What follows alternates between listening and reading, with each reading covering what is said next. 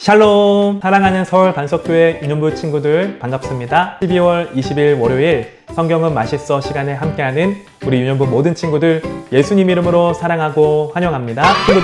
친구들은 요새 어떤 날을 기다리고 있나요? 아마 이 날을 가장 기다리고 있지 않을까 싶은데요. 바로 돌아오는 주 토요일에 있는 성탄절입니다. 성탄절은 누구의 생일인가요? 바로 우리 아기 예수님, 예수 그리스도의 생일입니다. 자, 그런데 한번 생각해 보세요, 여러분. 만약 여러분 생일에 친구들을 다 초대했는데 친구들이 나를 축하해 주는 것이 아니라 서로 끼리끼리 즐겁게 시간을 보내면은 생일 맞은 여러분 마음이 어떻겠어요? 많이 슬프고 외로울 거예요. 아마 우리가 성탄절을 보내면서 예수님을 축하하는 것이 아니라 우리끼리 즐겁게 보낸다면 우리 예수님께서도 그런 마음 드시지 않을까요? 목사님은 소망합니다. 이번 성탄절 우리 예수님께 최고의 축하, 최고의 박수, 최고의 영광을 올려드리는 그런 성탄절 보냈으면 좋겠어요.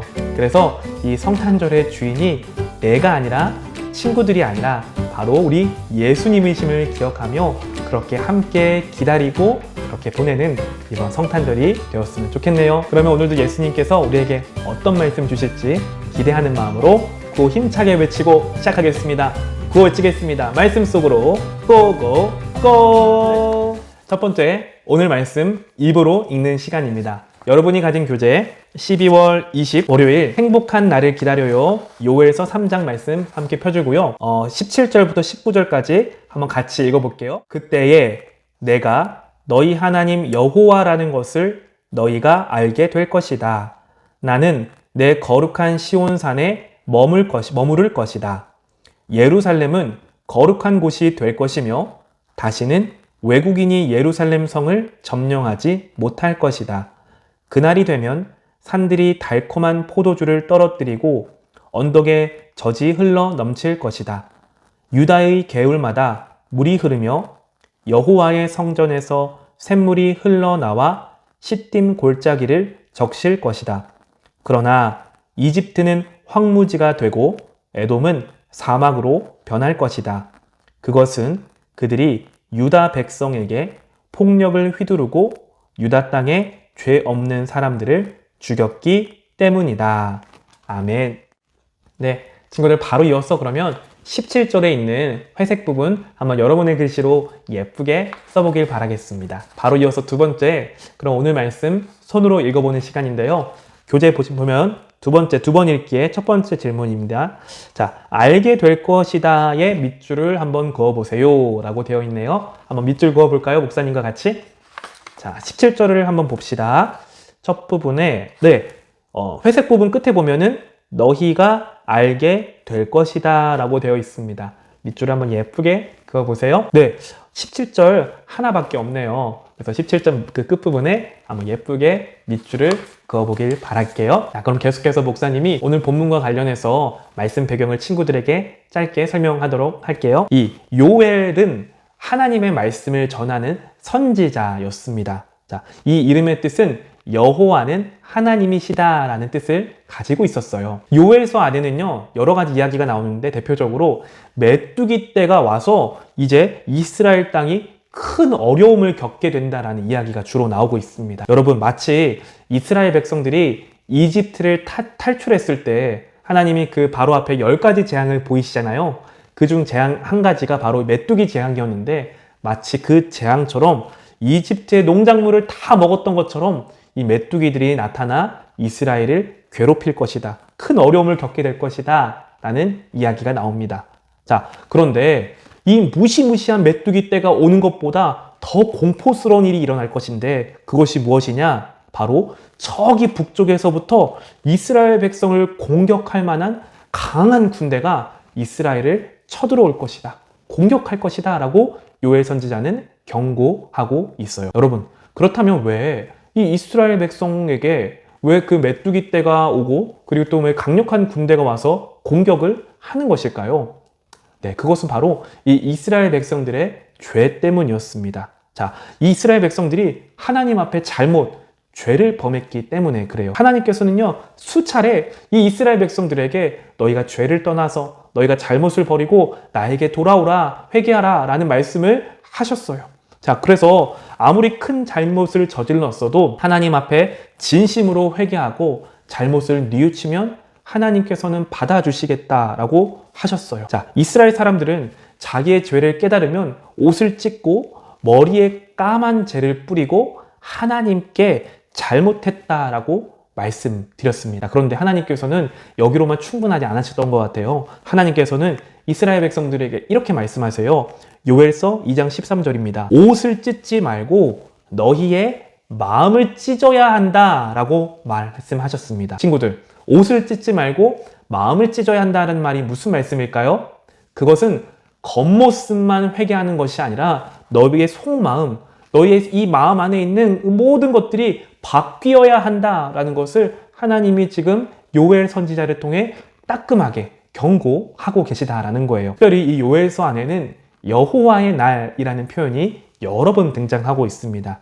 여기서 말하는 여호와의 날이란 지금 자막처럼 하나님께서 어떤 일을 하시는 날을 두고 여호와의 날이라고 말해요. 친구들, 우리 2주 전에 목사님이 춘향전 이야기 했었는데 기억나나요?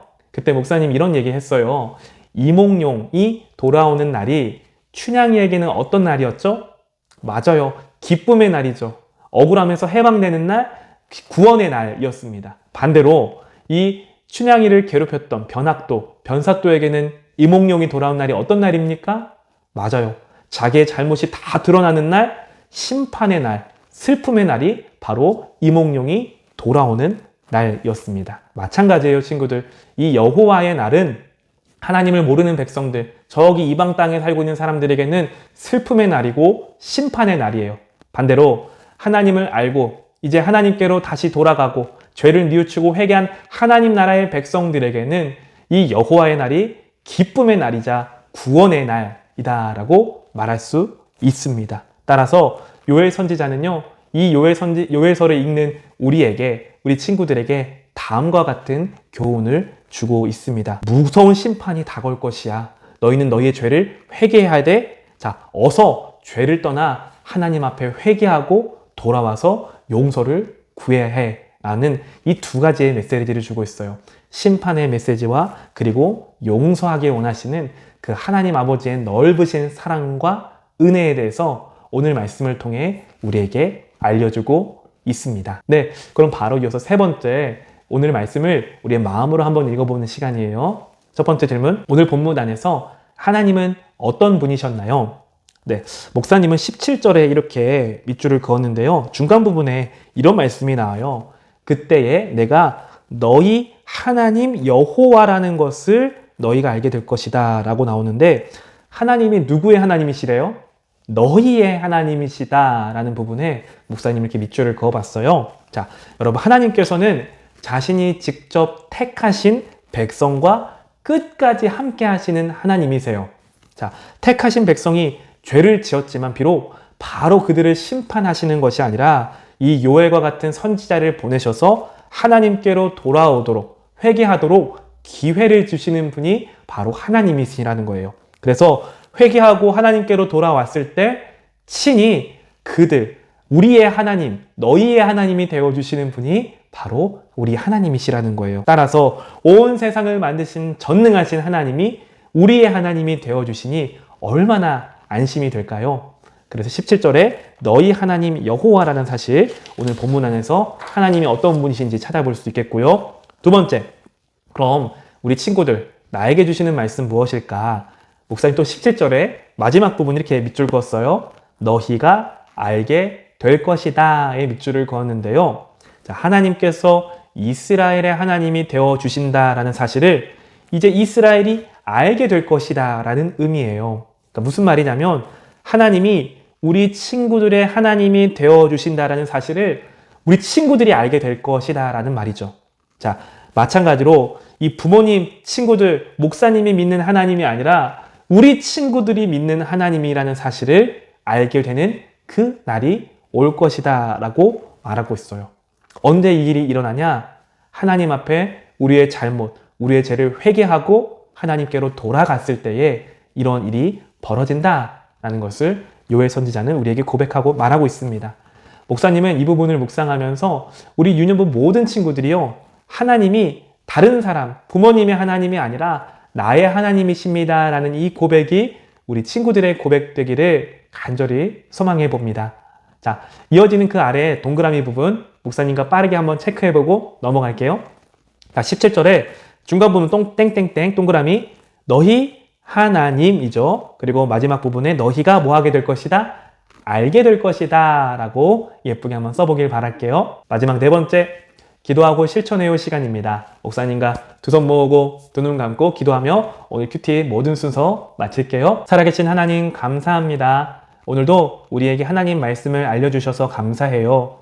요엘 선지자가 우리에게 알려준 것처럼 하나님께서는 우리의 하나님이 되신 줄로 믿습니다.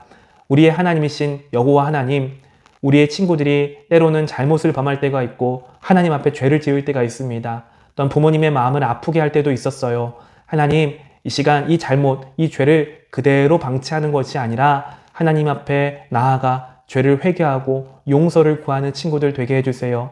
바로 그럴 때 하나님께서 다른 하나님이 아니라 다른 친구, 다른 부모님의 하나님이 아니라 바로 나의 하나님이 되어주심을 경험하는 우리 유년부의 모든 친구들 될 수 있도록 하나님 은혜를 베풀어 주세요. 하나님 감사드리오며 이 모든 말씀 예수 그리스도의 이름으로 간절히 기도합니다. 아멘. 네, 오늘도 큐티 아니라 너무 고생 많았고요. 이어지는 다섯 번째 순서 가족끼리 활동해요에도 우리 친구들의 많은 참여 바라겠습니다. 그럼 목사님과 다음 주에도 만나도록 할게요. 안녕. 말씀의 등불 오늘 하루 비춰주시옵소서. 그 빛을 따라 매일 걸어갈래요. 자, 오늘은 우리 가족이 이 책을 가지고 재밌는 게임을 한번 해볼 거예요. 어떤 게임이냐면은 이 책을 보지 않고 활짝 펼쳐서 오른쪽 아래 보면은 페이지가 있죠. 그 페이지에 첫 번째 1의 자리 숫자가 제일 높은 숫자 나온 사람이 이기는 게임이에요. 이 책은 하은이가 요새 빠져있는 화산과 지진이라는 책이에요. 네. 하은이 화산 좋아요? 그래. 자, 그러면 우리 먼저 가위바위보부터 할까요? 자, 한 판이에요. 안 내면 하은이도 같이. 안 내면 진다. 가위바위보. 오늘은 엄마 먼저 승리. 그럼 엄마부터 하고 화면에 그 페이지 숫자를 보여주세요. 짜잔. 자, 보여주세요. 몇 페이지죠?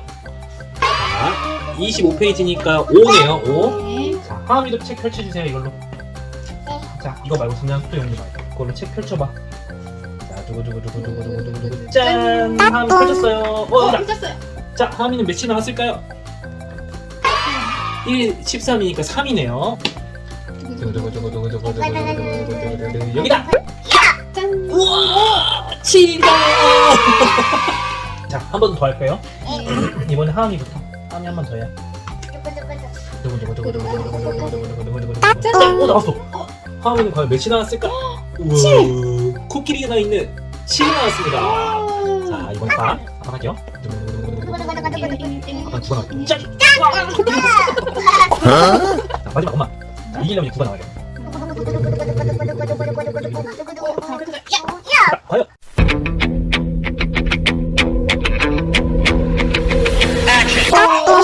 자, 누가 제일 이겼죠? 하은이랑 나랑 7이잖아. 네. 그치?